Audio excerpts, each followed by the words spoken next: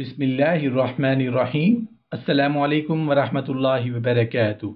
रिज़्क और मालदार होने के लिए ये बात रोज़े रोशन की तरह सब पर अयां है कि इज़्ज़त, शोहरत, ताकत, मर्तबा, शान और शौकत, दौलत ये वो चीज़ें हैं कि तकरीबन हर इंसान की ख्वाहिश होती है कि ये चीज़ें उसे हासिल हों।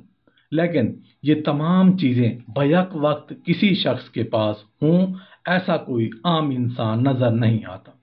लेकिन यकीनन ऐसे अफराद भी होंगे कि जिन्हें अल्लाह ताला ने ये तमाम अशिया अता फरमाई हों, लेकिन ये तमाम चीज़ें हासिल की जा सकती हैं और उसके हसूल का तरीका भी बहुत आसान है और तरीका बताने वाला कोई नहीं है, बल्कि अक्लमंदों के शहनशाह, हुक्मा के बादशाह, महबूब किबरिया, अहमद मुजतबा, हज़रत मोहम्मद मुस्तफ़ा सल्लल्लाहु अलैहि वसल्लम है।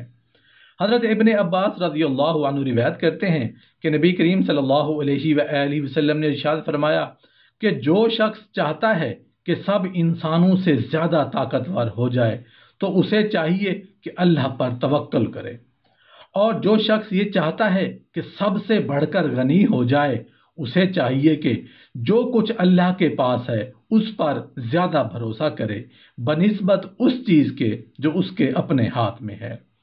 और जो शख्स चाहता है कि सबसे ज्यादा इज्जत वाला हो जाए उसे चाहिए कि अल्लाह अज़्ज़ा वजल से डरे।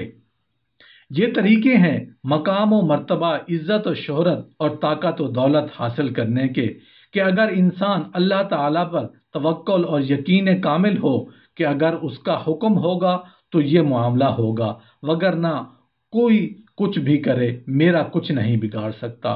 और माल और दौलत को बढ़ाने का तरीका भी बता दिया कि अल्लाह के खजानों पर यकीन हो कि वो ख़त्म नहीं होते।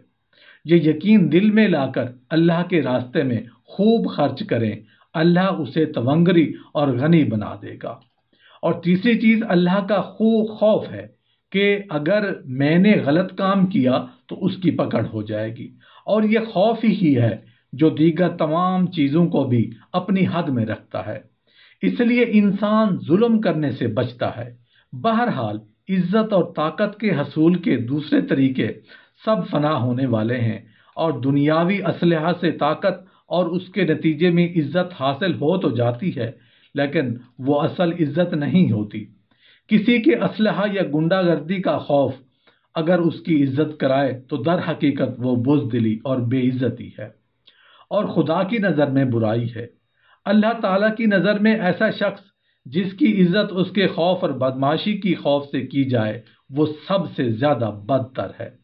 ऐसे शख्स की लोग सबके सामने इज्जत करते हैं और पीठ पीछे उसकी बुराई करते हैं और ये बताते हैं कि उसकी इज्जत उन लोगों के दिलों में नहीं, लेकिन जिस शख्स की ताकत रब के तवक्कुल और खशियत इलाही की बुनियाद पर हो उसकी इज्जत लोग दिल से करते हैं और पीठ पीछे भी उसे अच्छे अल्फाज में याद करते हैं। किसी का दिल जीत लेना ही असल शराफत और इज्जत है। अल्लाह ताला हर ईमान वाले को अपने तवक्कुल और खशियत की दौलत और इज्जत और ताकत अता फरमाए। आमीन या रब्बल आलमीन।